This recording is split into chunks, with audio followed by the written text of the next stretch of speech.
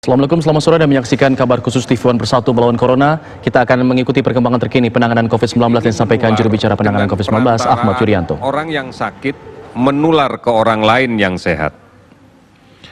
Penularan terjadi melalui virus yang ada di dalam dinding saluran pernapasan orang yang sakit, yang kemudian tersebar keluar pada saat orang itu berbicara, pada saat orang itu batuk, pada saat orang itu bersin, bersamaan dengan keluarnya percikan-percikan cairan yang dari hidung dan mulut yang sangat kecil ukurannya, yang kita sebut dengan droplet.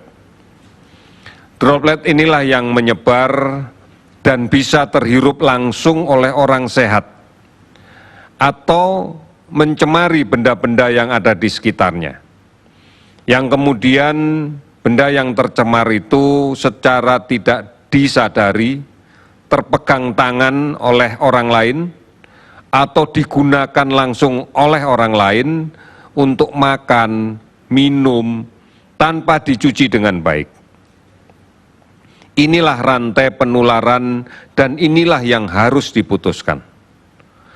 Oleh karena itu, saudara-saudara sekalian, upaya untuk mengatasi COVID-19 ini adalah dengan memutuskan rantai penularannya. Diawali dengan upaya yang keras untuk segera menemukan sumber penularnya, yaitu orang yang sakit.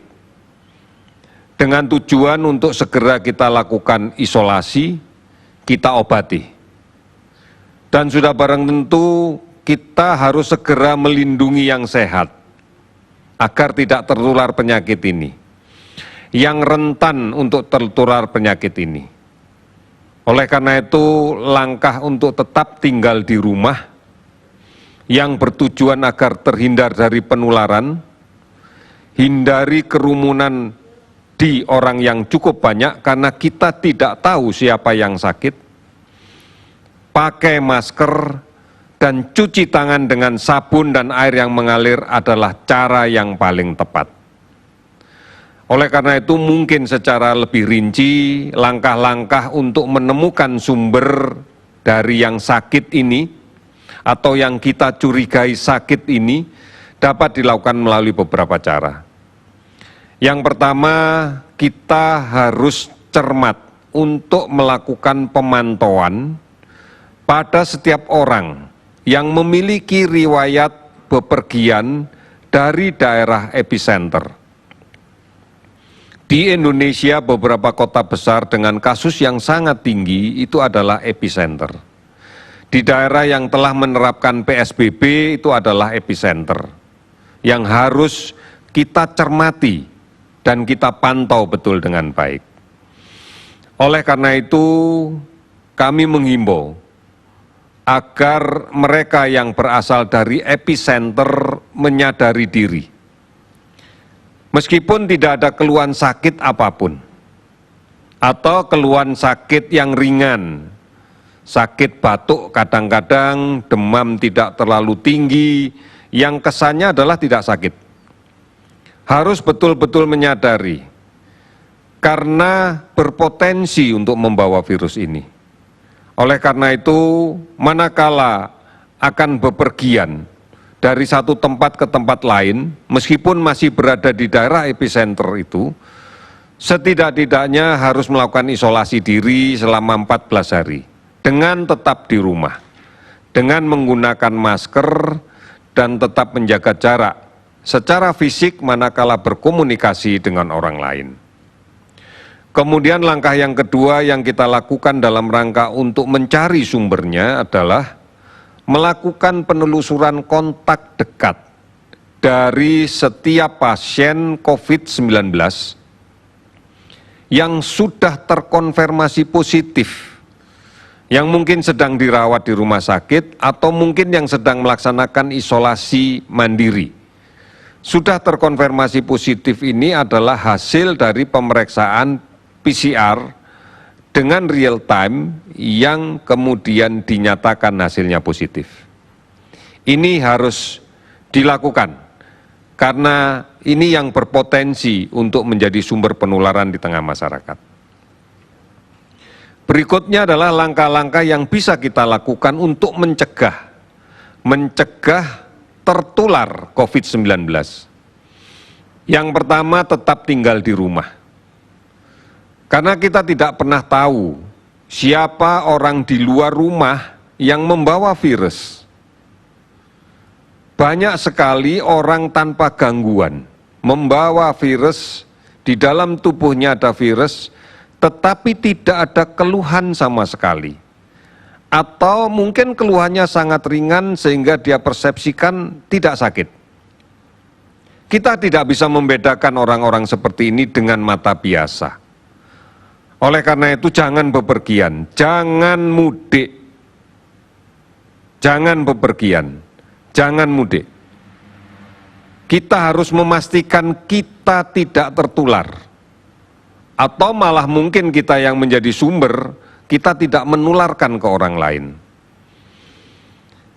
Perjalanan yang kita lakukan kalau terpaksa dilakukan belum ada jaminan aman dan tidak ada yang memastikan aman. Mungkin dan akan sangat mungkin kita akan bertemu dan terpaksa kontak dekat dengan orang lain yang tanpa gejala atau orang yang gejalanya sangat ringan di dalam kendaraan. Apalagi kendaraan umum, atau saat kita berada di terminal, atau saat di stasiun, atau saat di bandara, atau saat berada di rest area, atau di toilet umum sepanjang perjalanan. Ini yang harus kita sadari. Karena disinilah ruang yang paling memungkinkan kita untuk tertular, atau kalau kita sendiri yang menjadi sumbernya, menularkan ke orang lain.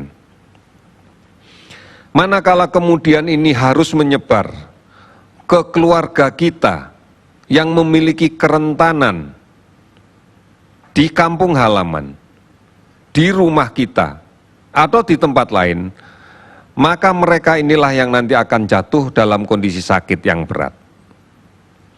Kemudian, untuk mencegah tertular lagi, gunakan masker. Gunakan masker jika terpaksa keluar rumah. Batasi waktunya. Secepat mungkin dan sesingkat mungkin di luar rumah. Hindari kerumunan orang. Jangan menggunakan kendaraan umum yang sudah penuh sesak penumpangnya. Segera pulang kalau semuanya sudah selesai. Sesampai di rumah, lepas masker. Cuci tangan dengan sabun dan air yang mengalir. Setelah itu, gunakan masker yang baru. Kita harus melindungi kelompok yang rentan. Apalagi memiliki penyakit yang sangat memungkinkan untuk menjadi semakin berat manakala terinfeksi COVID-19. Saudara-saudara kita yang usia lanjut, saudara kita yang berpenyakit kronis, semisal tekanan darah tinggi, kencing manis, gagal ginjal, asma, TBC, mereka akan menjadi semakin berat kondisinya dan bisa berdampak fatal apabila terinfeksi COVID-19. Oleh karena itu, inilah pentingnya kita bergotong royong dan saling peduli. Telah banyak saudara-saudara kita yang mewujudkan ini dengan mendaftarkan diri sebagai relawan. Baik relawan medis maupun non-medis, baik berada di gugus tugas pusat maupun berada di gugus tugas daerah. Berbagai organisasi profesi telah melibatkan diri. Di antaranya teman-teman kita yang berada di ujung tombak pemeriksaan laboratorium, para ahli teknologi laboratorium medis, merekalah yang kemudian berperan besar. Organisasi kemasyarakatan pun juga melakukan hal yang sama. Teman-teman dari Muhammadiyah COVID-19 Comment Center MCCC telah melibatkan juga relawannya. Mereka semuanya membantu untuk memberikan layanan kesehatan dan edukasi kepada masyarakat tentang COVID-19, tentang PSBB, tentang isolasi mandiri dan kelompok. Merekalah sebenarnya garda terdepan kita yang menjadi patriot-patriot bangsa. Di tingkat desa pun telah banyak desa, kelurahan, nagari yang sudah membentuk relawan desa, yang terkoordinasi dengan aparat desa dengan tokoh masyarakat, tokoh agama, dengan Babinsa, dengan Babin Kantipmas, dengan bidan desa, untuk secara bersama-sama membangun desa menjadi benteng pertahanan COVID-19 yang mandiri dan efektif yang berbasis pada kekuatan masyarakat sendiri. Oleh karena itu, saudara-saudara sekalian, tetap ikuti berita dan informasi tentang COVID yang benar.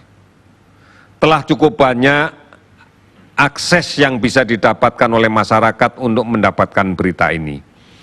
Baik di dalam situs resmi covid19.go.id, di hotline 119, di WhatsApp COVID-19, di Hello Kemkes, di aplikasi online dan lain-lain dan telemedicine lain, maupun dari siaran TVRI dan RRI yang disebarluaskan secara nasional. Ini yang penting untuk kita pahami. Sampai dengan hari ini, data yang akan kami update dan kita menginformasikan sebagai berikut. Jumlah laboratorium yang sekarang sudah bekerja aktif dengan spesimen yang dikerjakan sudah lebih dari 45 laboratorium. Spesimen yang diperiksa akumulasi sudah menjadi 67.000 lebih. Kasus yang diperiksa sudah 52.000 lebih. Kasus konfirmasi positif 8.607 orang. Sudah sembuh 1.042 orang, meninggal 720 orang. Kasus ODP 206.911, ini adalah akumulasi, tidak keseluruhannya sekarang statusnya ODP karena sebagian sudah selesai pemantauan dan dinyatakan sembuh. Kasus PDP ada 19.084 orang. Semua provinsi terdampak dan kabupaten kota yang terdampak adalah 280 kabupaten kota.